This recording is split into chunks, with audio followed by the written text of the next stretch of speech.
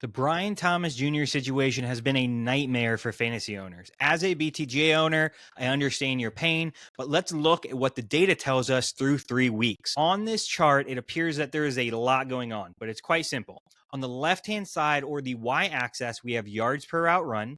This is essentially how efficient a receiver or tight end is with their opportunities. On the x-axis, or at the bottom of the chart, we see targets per route run. This shows us volume for that player and how targeted they are when they are running routes. On the very right-hand side, we see the first read targets the player is receiving from their quarterback.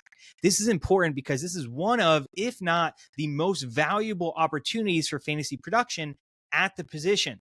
The size of the bubble correlates with how many routes that player runs. The larger the bubble, the more time that player is spent running routes. The dotted line signifies the league average for yards per route run and targets per route run. Everything is based on league average, so we can compare apples to apples when we are looking at teams if you see me do this in the future. Now, as we look at the chart, this tells us that Brian Thomas Jr. has been very inefficient with the opportunities he has earned, but he is still the #1 first read target earner on a team, which is optimistic. The issue is this is only around 23%.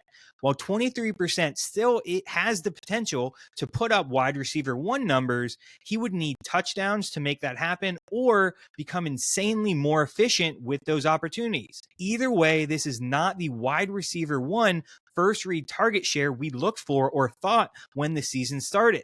Currently, he is wide receiver 43 in the NFL in first read target share. If we put that into perspective, guys like DK Metcalf, McConkey, Troy Franklin, Emeka Egbuka, and Michael Pittman are all around a 23% first read target share. Yes, some of these guys have been wide receiver 1 some weeks, but they have either been more efficient or scored touchdowns to get it done.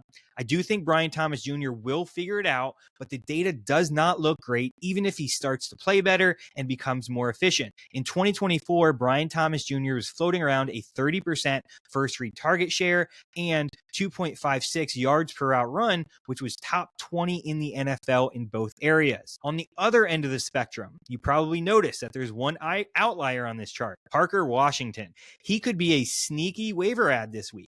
If he sees more opportunities with Dyami Brown injured and he finds a way into the Liam Cohen slot role, he might be a great flex play if you need it.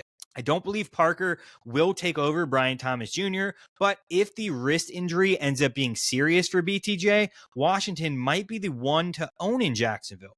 The Jaguars are a team who is top half in the league in routes run. This will be something to watch closely this Sunday and how he is utilized. I will be doing more of these breakdowns as the season goes on, so if you want to see them, don't forget to subscribe. If not, I just appreciate you hanging out. Now go steal a championship.